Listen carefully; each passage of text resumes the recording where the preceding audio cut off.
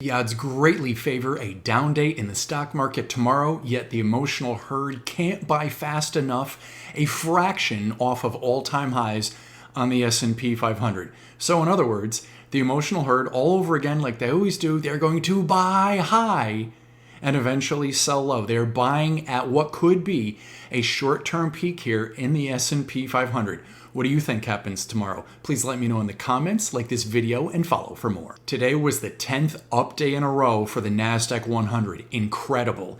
It has happened a couple times in the past, but not a lot, and we have never once had 11 consecutive up days on the NASDAQ 100. I understand. Anything can happen. History does not have to repeat itself. I understand the market is very driven by the prices of oil, but if history has anything to do with it, and with the underlying short-term stock market emotions at exuberance, what always eventually happens, that exuberance gives way and there's a little bit of selling. We naturally need to come down to a point of neutrality. So here's what I did today. I took 10% off of my long-term trades. Happy to do it. Thank you, emotional herd, for driving the stock market higher and higher over the past 10 days. I took 10% off of my longer-term trades, and I even started a short trade today. I do not think the bull market is over. This is a very short-term trade.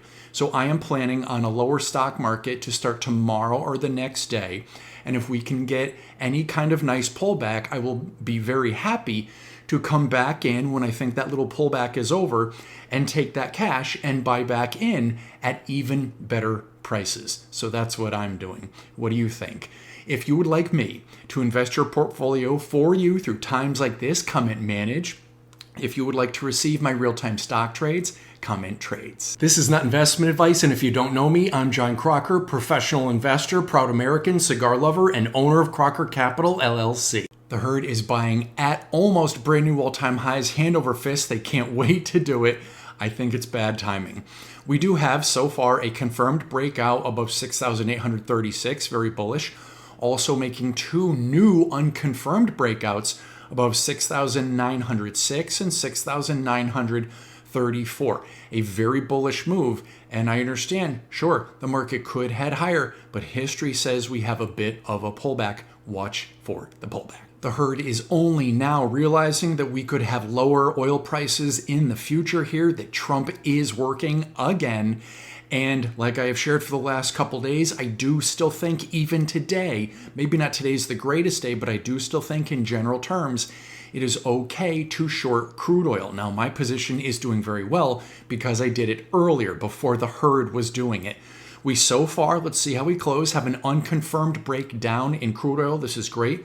Below $93.09 a barrel. We haven't had prices close this low anyway since the end of March. Let's see what happens, but lower oil prices are great for the U.S. economy. Congrats, America. The 10-year yield looking like it could confirm the breakdown below 4.32%. This would generally be a bullish move for the stock market.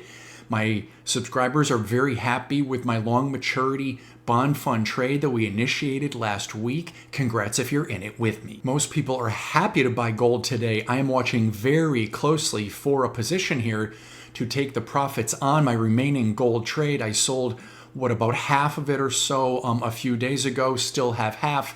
Loving that trade. Could exit the rest of my gold trade if we move a little bit higher. And really what I'm watching for is if gold can close above the April 8th intraday high, I will keep my remaining gold position. If that turns out to be a ceiling, I will happily sell the rest of my gold position. Watch that level. The herd happy to sell natural gas today. That price got down exactly to $2.56 per cubic foot, like I have identified in the past, and has bounced back up. I notified my subscribers a buy order. Again, I had my last buy order on Thursday the 9th.